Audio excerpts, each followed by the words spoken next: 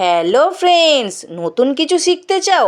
একদম ঠিক জায়গায় এসেছো। ইউটিউবে প্রথমবার এমন এক রেসিপি যা খুবই পুরানো অথচ নতুন জেনারেশনের কাছে একেবারে অজানা। আকর্ষণীয় এই রেসিপিটি বানিয়ে সকলকে চমকে দাও। ঘরে আলু, পেঁয়াজ, রসুন থাকলেই হবে। আলুটা কেটে নাও একটু বড় বড় করে, আর পেঁয়াজটা যেমন খুশি, আর রসুনের পরিমাণটা থাকে যেন একটু বেশি। আগের দিনের কিছু ভেজে রাখা মাছ আছে নাকি? আছে বললে তাহলে তো মশাই 16 কলা পূর্ণ হয়ে গেল। বসিয়ে দাও কড়া আর দিয়ে দাও পরিমাণ মতো সর্ষের তেল। তেলটাকে খুব সুন্দর করে গরম করে নিতে হবে।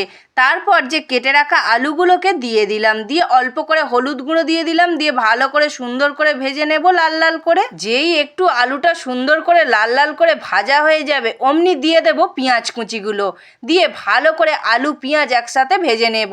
তারপর দিয়ে দিলাম রসুনটা কিন্তু আমি এখানে গ্রেটারে ঘষে নিয়েছি, আর তোমরা মনে করলে থেঁতোও করে নিতে পারো। এবার পেঁয়াজ আলু রসুনকে খুব সুন্দর করে ভাজতে হবে যাতে খুব সুন্দর একটা গন্ধ ছাড়ে, তখন বুঝতে পারবে যে সুন্দরভাবে ভাজাটা হয়ে গেছে।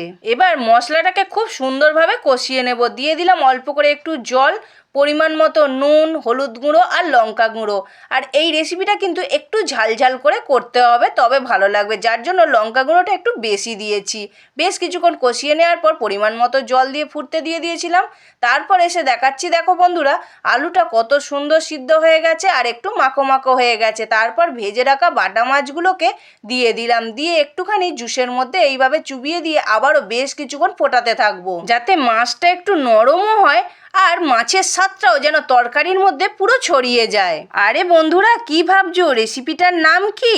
বাসি বাটা মাছ দিয়ে লাল লাল ঝাল ঝাল তরকারি। এই রেসিপিটার সাথে টক ডাল দিয়ে যদি ভাত মাখিয়ে খাওয়া যায় বন্ধু, সব মুখের মধ্যে চালান হয়ে যাবে। রেসিপিটা কেমন লাগলো অবশ্যই একটা কমেন্ট করো, আর ভালো লাগলে সাবস্ক্রাইব করো স্বাদের খোঁজে উইথ বান্টির চ্যানেলটিকে।